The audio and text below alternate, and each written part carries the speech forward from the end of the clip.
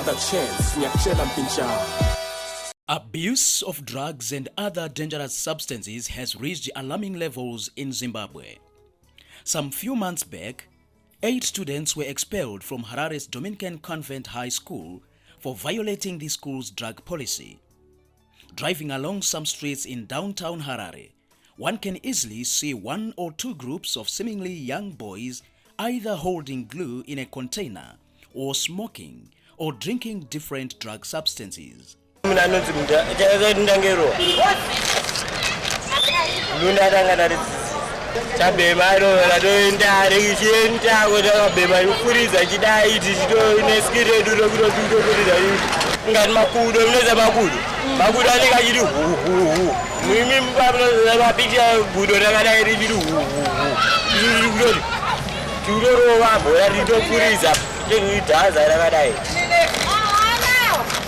This is what has become of a good number of youths in Zimbabwe.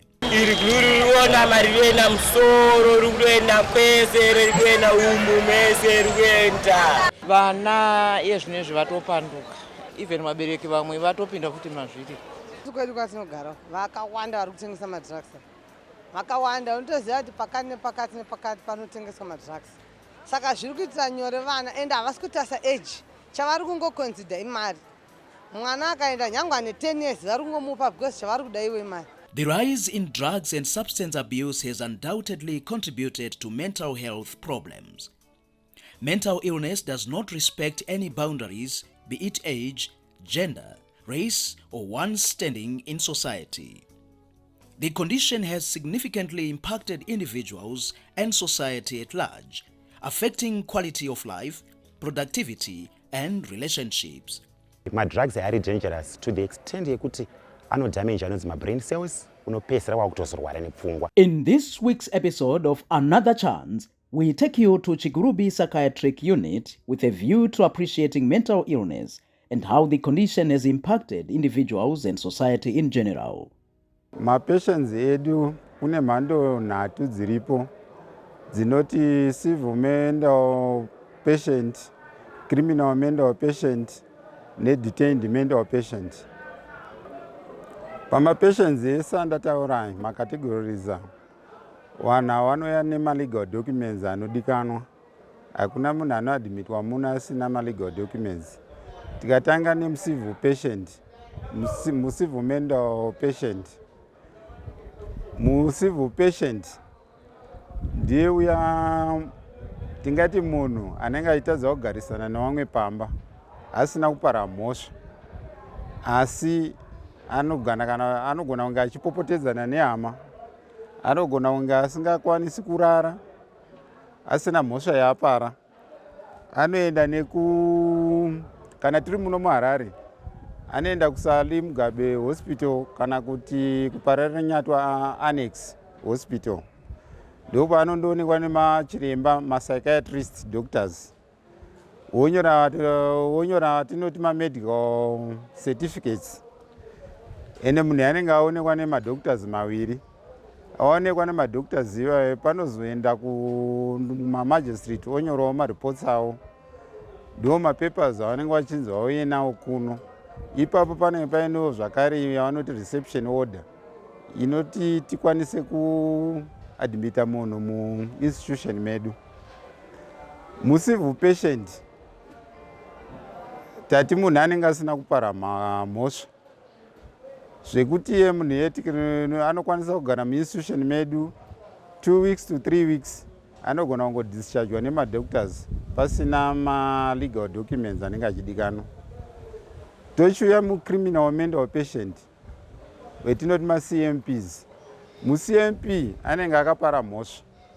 Mhosva dzacho dzinosiyana kubva kurova vamwe, kumedha, repi, dzakangowanda mhosva dzinowanika munyika yedu yeZimbabwe. Munhu iye zvakare anoonekwa nema-doctors maviri, wonyora ma-medical certificates, anodazve kunyorerwa ma-papers nema-magistrates kuti akwanise kuadmitwa mu-institution medu. Isu institution iyi haidmite munhu anenge asina ma-legal documents iwayo. Then mu-DMP, mu-detained mental patient. Mu-detained mental patient, ndiye uya anenge achizotongwa pamhosva yake yanenge akapara. Ochinzi munhu chimbogara naye achirapwa. Kana munhu iye arapwa, andozoonekwa ne-special board. Special board inosanganisira ma-psychologist, ma-social worker, ma-psychiatric doctors.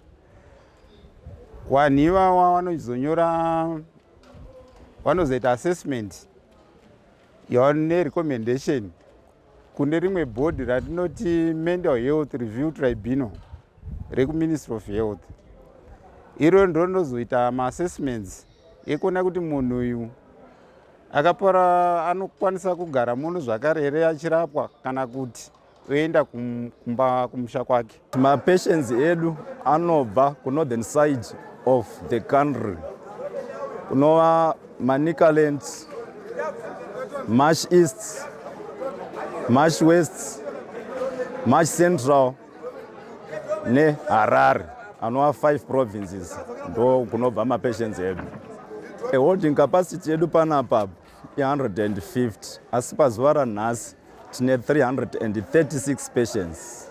Another chance had the opportunity to interact with a particular group of inmates at the institution. The discussions unearthed a number of issues with regards to how mental illness developed and how the condition has significantly affected their general way of life, including their relationships. Chakaitika ndakanorowa mutoriro ndiri kubhesi nemafia. Ndarowa mutoriro ndadzoka padheni. Ndasvika mainini wangu andogara nawo munin'ini wamomsi waisa mvura muchikafu chawanga wasiya. Vandabvunza kuti ko mama, chikafu changu chamanisira chiri kupi? Chikafu chapera. Vandabvunza kuti ko chamaisa mvura ichi ndechani? Kanzi tangoti makoko plus atingoti pamwe nhasi hausi kuuya kumba patarara. Mangwana makuseni vandamuka ndichishaudha vanhu pamba. Ndanga kutuka mhomzi. Then vandaro vandiendesa kuannex. Vandasvika kuannex vandarambwa. Kanzi takumita zvokuti tomupai mapirisi kuti anomwera ari kumba. Ndapiwa kwese mapirisi. Ndaipiwa ndatadza kuipedza ndanga kutiza mapirisi padheni. Ndadzosera futi kuannex ndanga kuitwa zvemajekiseni, kubaya majekiseni. Ndabva kuannex vandazonzwa kunoko. Panapa ndakarelapsa. Ini ndinorwara neinonzi bipolar. Ndatanga kurwara 2008 up to now. Ende chirwere chakanzi it's a permanent condition. Ndine memory loss. Zvamanobvunza vandarokanganwa. Mati condition vanoti inomanejeka nekuva munhu anogara achifara angori panormal. Because haufaniri kufarisa, haufaniri kutsamwa, kuenda futi pasi kutsamwa. Saka inini zvandadzidzawo kuti ndofanira kungogara ndiri munhu asingapinde mumasituations ekuti unodzimara wazotsamwa kana kuti wazofarisa. That's how zvandadzidza panapa. Kuti ndizosvika mukati menzvimbo ino ndakanga enda kurwara nepfungwa mufukidza nekutora madrugs. Nokuti mukuzvarwa kwangu inini ndasina problem yekurwara, asi pandakazomboenda kuSouth Africa 2010 ndo pandakanosangana nemamwe madrugs andanga ndisingazive aitorwa muno muHarare. Saka pakuzobva ikoko ndaafectwa nemadrugs aya ndakazotouya muno muZimbabwe ndakuda kutokanganisika njere. Kuno kuChikurubi ndakazouya due to mental illness or having hallucinations or the brain splitting in its form, that you are having voices that you're so forth someone when you're not. So you could even think of something that you're not. So they are hallucinations. That's what brought me here. Ndakatanga madrugs ndiri form 2, but izvinizvo zvakatozotanga ndapedza chikoro ndakagumira A level first term. Ndikasatsa kubhadharirwa mudharawo afa. It's an expensive school, saka zvinozobhadharwa kuti ndiproceed. But I was very bright in school. saka ndakangomirawo, and then 2014 ndakangotanga kuti ndikunzwa mavoice, and then nanhasi it seems like it has even gotten better right now, because ndato munhu ari relaxed. I used to be just walking around in society or community begging for smokes, but nowadays it seems like I have a life of my own somehow without voices, because you can't control yourself if you've got voices. So now I can control myself. I thank God for that. Another chance, Nyakchela Mpincha.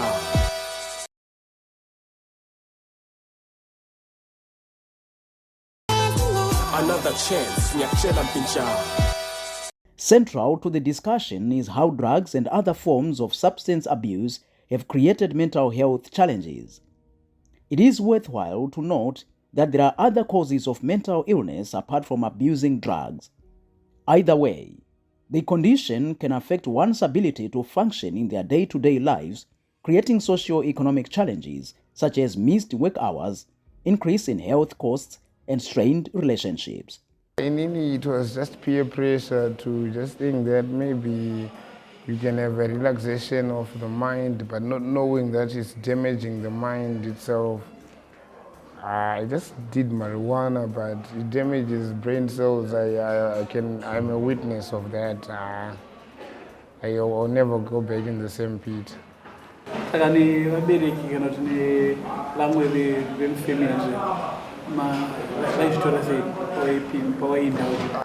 Vanhu vanga vakutoita kunge vasingandifarire, ndo pandakatoona kuti life is hard. People vanobva vatoti havachauye padyo newe kana kuspenda time newe, unongospenda time uri wegawo. Since 2014 I've just been spending time alone, hallucinating. Up to these days, but these days it's better now. I'm not hallucinating anymore. The likes of the staff here, they help me so much so that I don't hallucinate anymore. Ndiri South Africa ndiri munhu wekuti ndaigara ndiri ndega ndisina kadzi kana maparents, saka ndine mukana muzhinji wekuti mari yandaibata ndaigona kuishandisa zvanei ndichifunga zvanei ndichida. Saka pamari iyoyo semunhu akabva kunoku ndichifara zvinhu zvekudhakwa, mari yandaibata ndaibva ndatanga kunotsvaka madrugs. Ikoko ndakasangana nemadrugs akafanana neheroin, majekiseni ekubayiwa patsinga, ndakasangana necrack cocaine, ndakasangana netik, ndakasangana necrystal. Saka madrugs aya akazotondisvika pakundikurira zvekuti vanhu ndaigara navo muJohannesburg ndo vakazototi uyu mukomana uyu ndewekumusha kuZimbabwe. Pakaitawo mamwe magenga 2 akaita sei akandiziva, akati andatimubatsirei, anoita sei, anorwarira kumusha ndanoti arwarire munomu anogona kuzongotsakatika kana kufa. Condition hawainzwisiswa chose, because takatomboita family therapy, vanhu vaidatoda kuudzwa kuti no, mukomana paitodai so aitorwara, but vaingobatira nezvandaita kuti aidai, but kwangu kutorwara. Zvinoitika nechirwere chacho unoita kunge uri kuzviitisa, but unenge uchito wakutorwara. Ekutanga drug randatanga kurowa, ndakatanga kudzidzira mbanje ndiri grade 6 2014, ndo dzandakatanga kudzidzira, ndo dzandaitobhema pesa. Saka chakazoita ndipinde mumutoriro, musikana uyu ndakandimbonzwa malevel emutoriro kwete mbanje dzaurubhema idzi, ndo zvakazoita ndipinde mumutoriro imomo. Musikana ndakasangana naye muroad achitoenda kunotenga madomasi, ndamulaina ndamupfimba kuti abebe ndokuda ichichi kuti musikana wangu, akati kana neniwo ndakudawo, ina ndisingazivi kuti ndo zvaanoita. Achikazoita kuti ndizive, akazondichiedza kumba kwawo, vanditi uya kumba kwedu, ndaenda kumba kwawo, ndasvika ine bulb nekasacheti kadiki kakadai so, kakaine matombo achangaita kunga sauti yemagodo. Vanditi ona izvi ndo zvandodhakwa nazvo izvi. Kati zvinonzi chii, ndipakati inonzi guka. Vadira mubulb nelight ranga inaro, vatanga kupisa bulb racho, achiripisa achitobika mutoriro wacho, vatanga kuti vanditopinda, vatangokwetawo, ndomatangira ndakaita. Vakomana ava havana mhosva yavakaparira state. asi vanhu vanenge vachimisbehave vari kumba. Saka kana munhu amisbehave ari kumba anoendeswa kuannex kana kuSalem Mugabe Hospital oadmitwa ikoko. Then vekuannex kana vachinge vaona kuti munhu uyu haasi kuresponda kumedication kana kuti ari too violent, vanoenda naye kucivil court vopiwa inonzi court order nereception order yekuti auye kuno kupsychiatric, isusu tomurapa. Saka vatinava vanonzi macivil patients mainly vanenge vachitora zvinodhaka, ndo zvinokonzera kuti vazopedzisira vakurwara nepfungwa. Saka isusu tinovarapa kunoku, kana vachinge vapora vanofanira kuzotorwa nehama dzavo. Imagine being at an institution where you have been referred to for treatment and care. You feel you have recovered well and you are ready to go back home. Suddenly, there is a stumbling block. The people who are supposed to put pen to paper leading to your release are reluctant to do so for one reason or the other.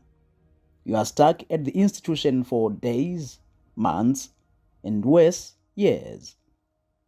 This is the dilemma that some patients not only at Chikurubi Forensic Psychiatric Unit but another institution at Kami Complex in Bulawayo, known as Mlondolozi, find themselves in. Vanhu vanofana kuti vatitambire madoctors nekufunda kwanenge vakaita andika ngavatinzwisise, especially my brother aziva kuti munhu anorwara nepfungwa anogasikana naye than mukadzi vanogara naye mumba. Sorry for that. Inini pandiri panapa ndane 50 years handakuzvarwa ndichirwara, asi zvinhu zvangodi zvakangouya kudai zvakabatawo kune uyo ndobva ndamuramba chii chinoitika. Saka vanofanira zvitambira kuti kurwara kuri pamunhu wese.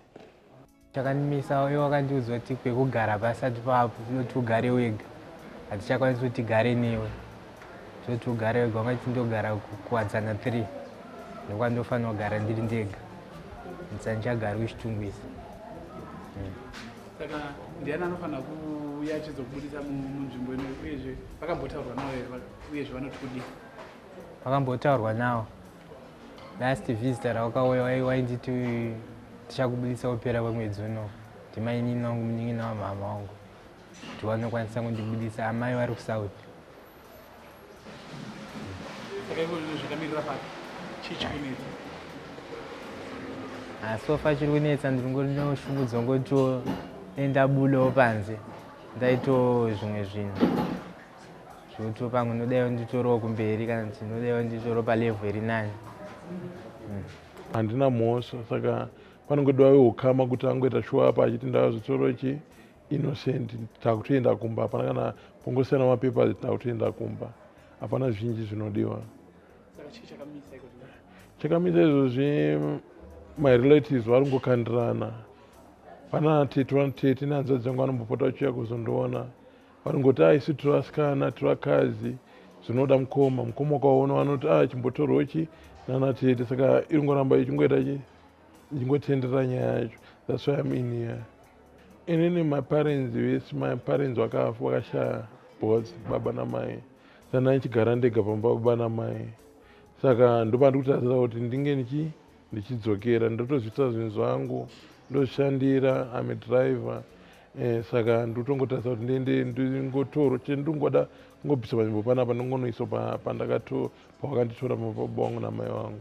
Chakanimisa kuti inini ndinge ndichienda panze, mutemo wenyika kana kuti mutemo wehurumende wakagadzwa kumaprisons,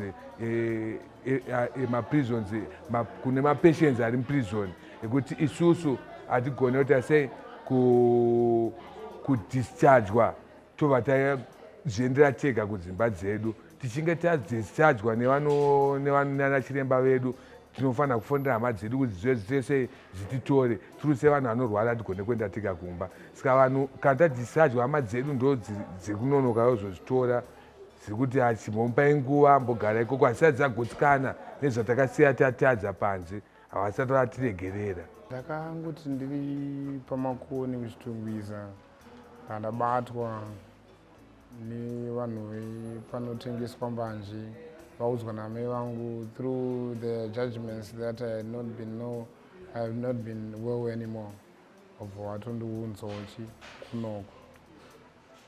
Ndopandakato acceptwawo. It has now been 4 years since I have been admitted. So it seems like my mom is resentful of me because I'm a mental patient, but I wanted her to know that now I'm well, so she could take me back to stay with me, because I now understand that I hallucinate, so I'm not supposed to take drugs. So, yeah.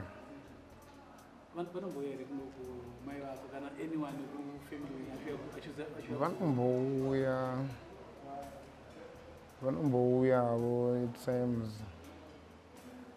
but it seems like she's suffering from stigma, or she's under stigmatization, or she has resented me because of mental illness.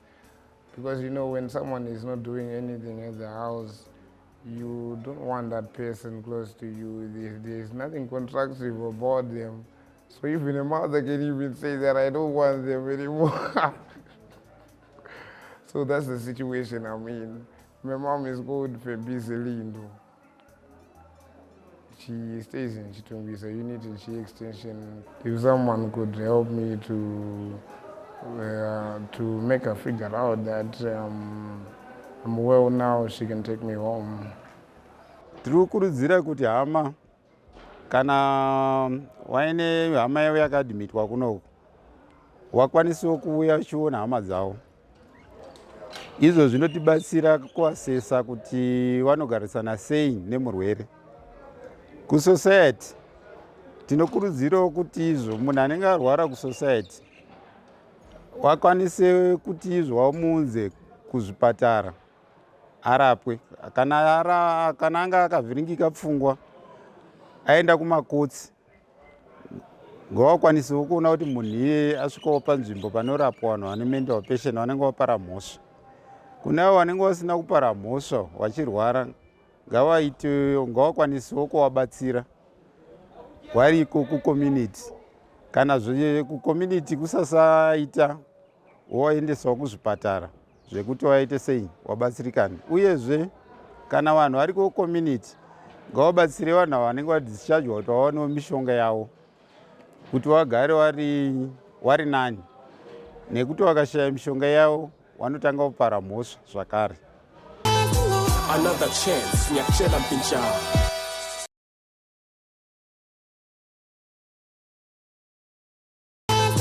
Another chance, nyakchela mpincha. Addressing mental health challenges requires a holistic approach, including education, advocacy, and collaboration among individuals, communities, and institutions. Increasing awareness and understanding of mental health issues promotes acceptance and inclusivity. Some personnel in the Zimbabwe prisons and correctional service are doing all they can to manage mental illness. Mental illness iriko inogona kubata imi, inogona kubata ini. Saka tinofana kuziva kuti mental illness iriko. Kana munhu achinge apora, ngavauye vaite sei vamutore. There are quite a number of interventions that we come up with. In fact, those interventions, they are customized and they are individualized because, as you all know, mental clients, they are not a homogeneous group. So when they come, we screen them, and after screening, we come up with an assessment. The assessment can either be informal or formal. When they are informal, we are looking at the mental health status. We look at the observable features. For example, is the person scarred? Does he have some tattoos? Is he smelling of alcohol, which can speak of intoxication, among other issues. Then we come up with our own assessment. Sometimes we use psychometric instruments to try to make sure that our assessment is formal and objective. Kuti mental illness iri paviri, pane kuzvitsvagira wega ndiyo iye kutora zvinodhaka. Kwoitawo mental illness yokuti unozvarwa wakadaro inonzi mental retardation. Handitika inongobvawo iyo kunyaya kuti wakazvarwa wakadaro. Handitika. Saka ndoudzwa futi kuvanhu kucommunity kuti veduwe mental illness iriko. Ngatizame nepatinogona kusapota varwere vepfungwa. Mental illness inongobata tese. Kana munhu achinge adischargwa ngaatorwe mugare naye kumba muchimupa mishonga kweupenyu hwake hwese. Uyezve ndinokurudzirawo kune vanhu vari kunze uko kuti kune vanhu vasiri kuziva ma-mental patients avo oro munhu anorwara nepfungwa amusingazive kuti akaenda kupi, tinokukurudzirai kuti muuye kuno kuChikurubi Psychiatric Unit mutsvage hama dzenyu, nekuti vakomana vazhinji ava havazive mafoni namba avo. Saka rinove dambudziko futi kuti pavanouya pai hatigoni kukuzivisai kuti munhu tinai. Whereas some mental patients are offered societal support leading to their healthy recovery, others are stuck at the institutions. It is a cause for concern if some patients have no clear backgrounds, such as the case of one Takudzwa Mano, who is at Chikurubi Psychiatric Unit. Takudzwa Mano akabatwa mugore ra2018 kuMbare, apinda mumba memunhu achibva asungwa nemapurisa. Then pavakaenda naye kukoti vakaona kuti Takudzwa Mano uyu anorwara nepfungwa, achibva aunzwa kuno kuChikurubi Psychiatric Unit tichibva tamurapa. Iye zvinezvi ava right. Saka akadischargwa mukati menzvimbo inoyi muna 2019. Asi hama dzake hatizive kuti dziri kupi Takudzwa Mano uyu. Tichimubvunza isusu kuti unobva kupi, ari kuti iye ndinobva kuGokwe kwaJiri.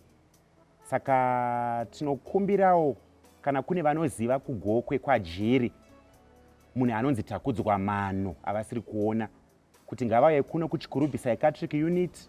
Takudzwa Mano tinai kunoku, ngavauye vamutore, ava right pari zvino. Saka haasi kukwanisa kutaura kuti sabhuku wake anonzani, kana kuti anobva muvillage ripi, kana kuti chifu wake anonzani, munhu anotonetseka une kutaura. Saka I'm appealing kuna anyone vanozivawo mukomana uyu anonzi Takudzwa Mano kuti ngavauye vamutore kuno kuChikurubi Psychiatric Unit. Join us again on the next episode as we continue with the stories on mental health patients and how some families are struggling to cope with the condition. My mom is stigmatizing mental illness. She does not like people who are mental. She says that they are harmful, they end up beating them up. I miss Kushinga. I love him. He's my son. But kugasana kwacho kunoshati nzwisane papfungwa apa ndipanonetsa. For now, Kushinga kutori best kugara kuChikurubi. Because I had broke the door the other time. And the other time it was the same issue. They just framed me of rape. Chakaita kuti nditi hangu Kushinga ngagara muChikurubi ende Mwari vandiregerere. Zvinondirwadza kuti ndinomubereka nditi kuti ndobereka mwana wangu ini kuti agare muchipatara. Kushinga akanipindira mubedroom. Kushinga wanted to have sex with me.